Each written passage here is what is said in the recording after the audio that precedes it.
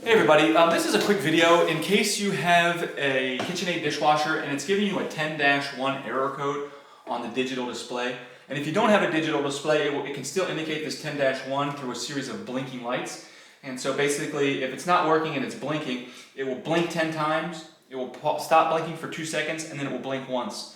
And then it will stop for 5 seconds and repeat that 10 blink, 1 blink cycle. And that's a 10-1 error.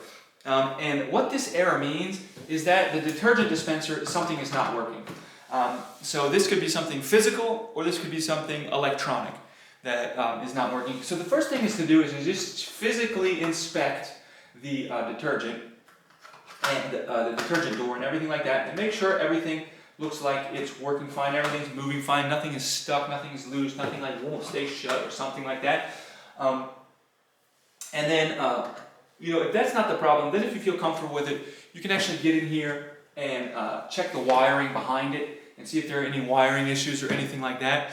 And then if you can't really find anything, you can actually get this whole unit, a whole brand new detergent dispenser unit, and just replace the whole unit, which might be what your dishwasher needs if you can't figure it out with just some simple troubleshooting. But anyways, hope this video helped. Thanks a lot for watching. Have a great day.